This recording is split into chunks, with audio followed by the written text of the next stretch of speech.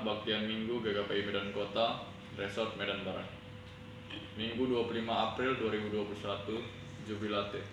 Epistel Yosua 1 ayat 5 sampai 8. Evangelium 1 Yohanes 3 ayat 19 sampai 24. Dengan tema menuruti perintah Allah. Shalom bagi kita semua, selamat hari Minggu dan selamat memasuki Minggu Jubilate dengan tema menuruti perintah Allah. Marilah kita meminta pertolongan Roh Kudus untuk menuntun kita dalam melaksanakan ibadah kita ini. Untuk memasuki ibadah, marilah kita saat terus jenak. Mari kita bernyanyi dari Kidung Jemaat nomor 169 ayat 1 dan 2, memandang salib Rajaku. Memandang salib Rajaku. Mari kita sama-sama. Memandang salib Rajaku yang mati untuk dunia, ku rasa jongkapku dan hartailah harganya. Di dalam nama Allah Bapa dan Anaknya Tuhan Yesus Kristus dan Roh Kudus, Khalik langit dan bumi. Amin. Bersorak-sorailah bagi Allah, hai seluruh bumi. Mazmurkanlah kemuliaan namanya, muliakanlah Dia dengan puji-pujian. Katakanlah kepada Allah, betapa dahsyatnya segala pekerjaanmu. Oleh sebab kekuatanmu yang besar, musuh-musuhmu tunduk menjilat kepadamu. Haleluya. Haleluya. Haleluya. Haleluya.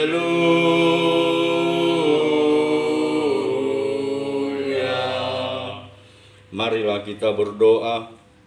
Kita kembali bernyanyi dari Kidung Jemaat nomor 376 ayat 1 dan 2. Ikut Dikau saja Tuhan, jalan damai bagiku. Mari kita sama-sama. Ikut Dikau saja Tuhan, jalan damai bagiku. Aku selamat dan sentosa hanya oleh darah-Mu. Aku ingin ikut Dikau dan mengabdi padamu. Dalam Dikau juru selamat, ku bahagia penuh. Marilah kita mendengarkan firman Tuhan sebagai pendahuluan khotbah yang tertulis dalam Yosua 1 ayat 5 sampai 8. Demikian firman Tuhan. Seorang pun tidak akan dapat bertahan menghadapi engkau seumur hidupmu, seperti aku menyertai Musa. Demikianlah aku akan menyertai engkau.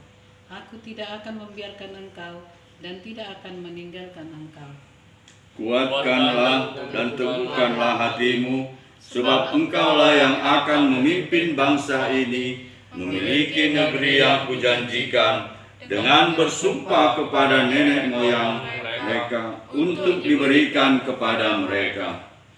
Hanya kuatkan dan teguhkanlah hatimu dengan sungguh-sungguh.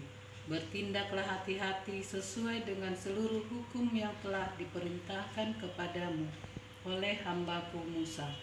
Janganlah menyimpang ke kanan atau ke kiri, supaya engkau beruntung kemanapun engkau pergi.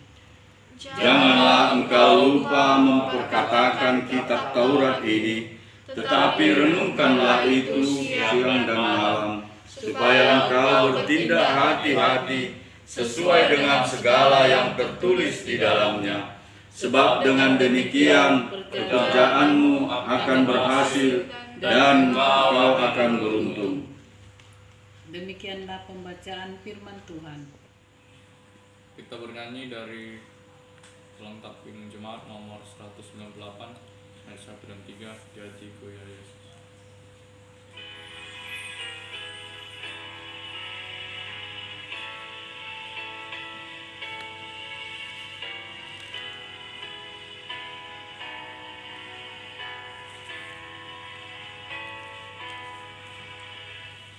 Di hatiku ya Yesus, Tuhan bersabdalah,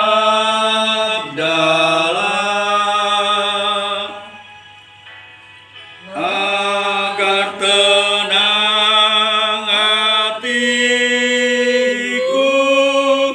dan hilang khawatirku.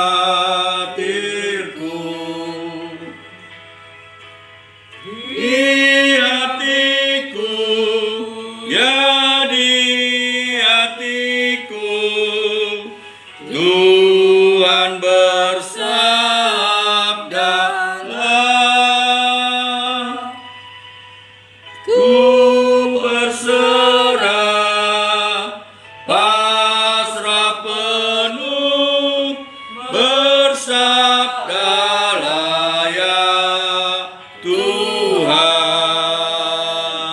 Firman Tuhan pada hari ini diambil dari 1 Yohanes 3 ayat 19-24. Keyakinan di hadapan Allah.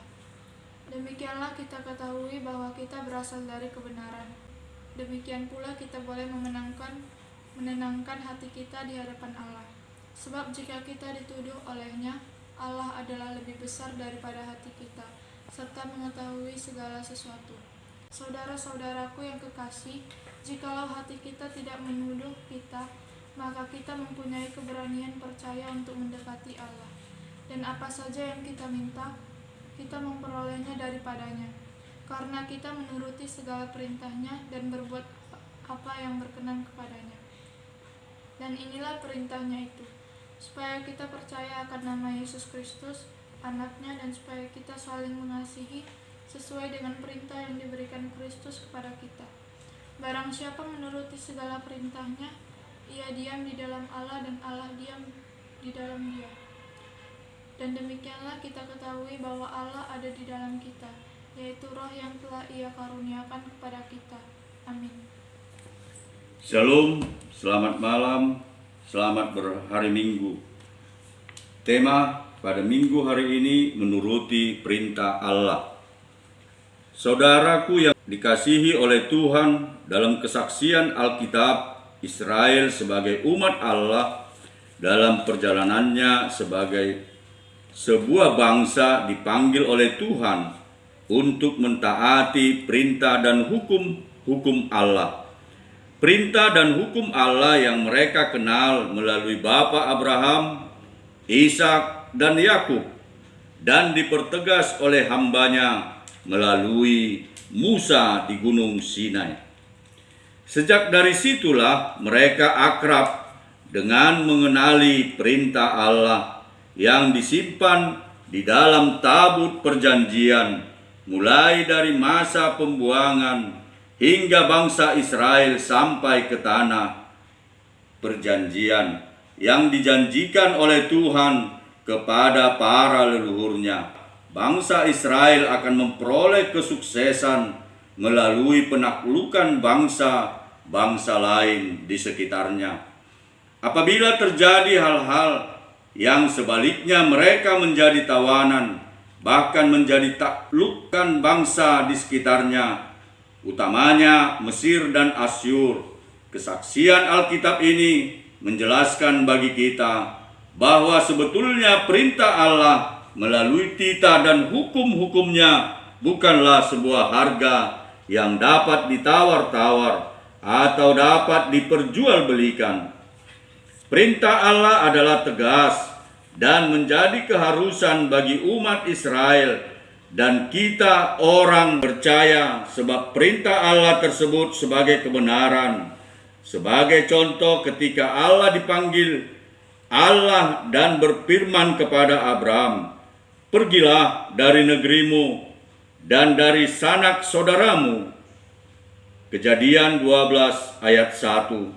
Mendengar perintah Allah tersebut, ia langsung pergi. Baginya tidak ada lagi waktu atau menunggu perintah Tuhan datang lagi.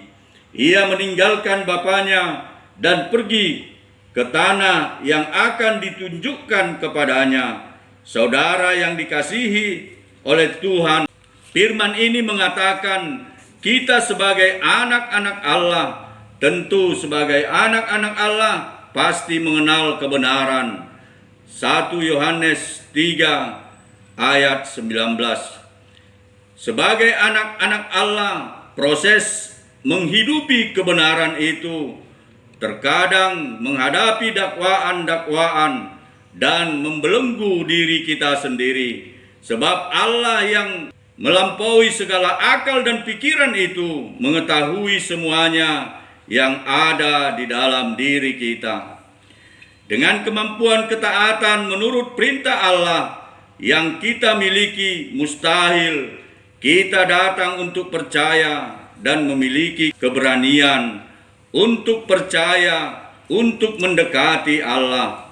Tetapi melalui kasih penebusan Kristus boleh memenangkan hati kita di hadapan Allah.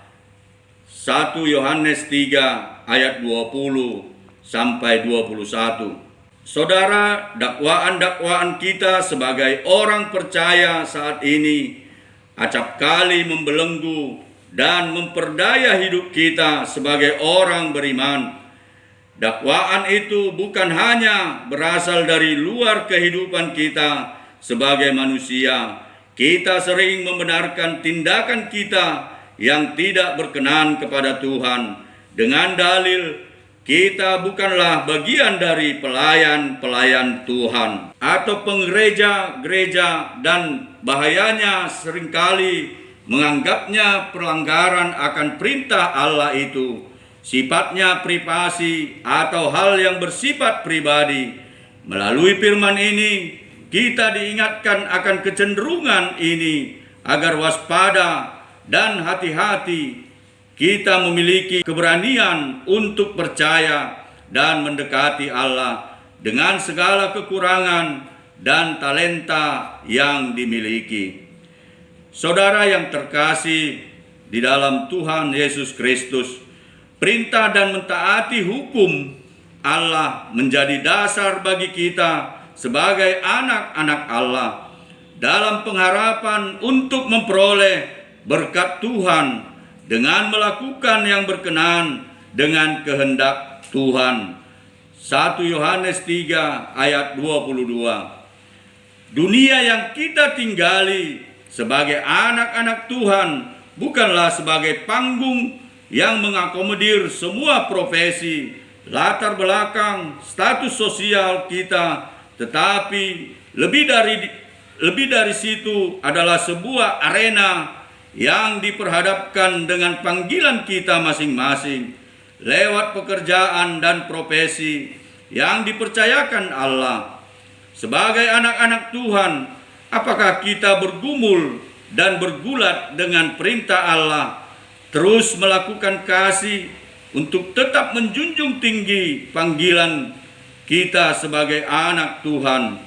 Seperti sebuah kota yang terletak di atas kaki dian yang tidak mungkin tersembunyi. Panggilan kita sebagai anak-anak Allah begitu melekat yang tidak bisa terpisahkan. Goyah dalam hidup orang percaya agar nama Kristus dipermuliakan, agar semakin banyak orang percaya kepada Kristus. 1 Yohanes 3 ayat 23.